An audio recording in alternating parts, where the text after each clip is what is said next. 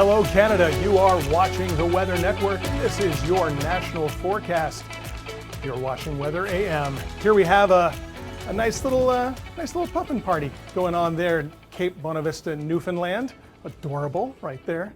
Just hanging out on the rocks. Hey, guys. And here we have from Quebec, stormy weather. There could be some more of that today, actually, in parts of Quebec.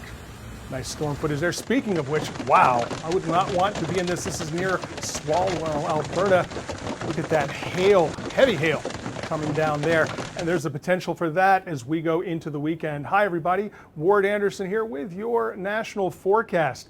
When we go over to the West Coast and we're looking at BC, not a lot of rain activity going on, especially in southern BC for the next several days. Unfortunately, we want those rains for our wildfires, but most of the activity is going to be in northern BC, and it will make its way inland more as the weekend goes on. But for the most part, these scattered showers are not the rain we need for those wildfires, and it's going to be a pretty much rainless weekend and going into next week, especially when we get over on the island.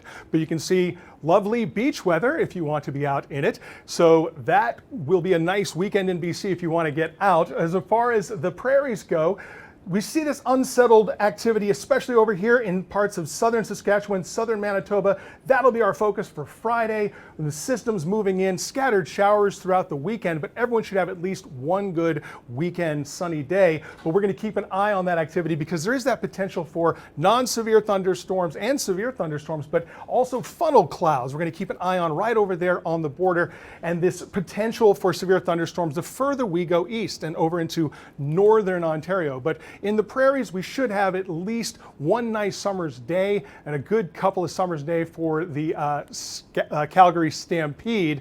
We go over to the east, all this heat and humidity and unsettled weather, you know, it gives us that potential for those thunderstorms. Look at the humidity. You can see in Ontario, it's feeling like close to the 40s, and it's much cooler, much easier to deal with if you don't like that mugginess the further we get over to the east into Atlantic Canada. But this system here, we've got so system moving out, going to have some scattered showers in Nova Scotia today and parts of New Brunswick, but this system moving through, coming up from the southern border and moving its way east is what we're really focusing on for the weekend, because it's bringing the potential for some severe thunderstorms in southern Ontario. Looking at you, Windsor, and Sarnia as well, looking at that potential for heavy rains and wind and possibly hail as well.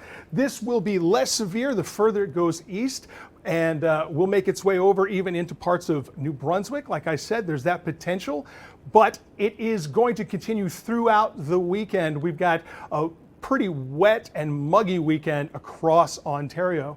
You can see whether you're in northern Ontario or southern Ontario, a hot, humid weekend with a good bit of rain and the potential for those thunderstorms.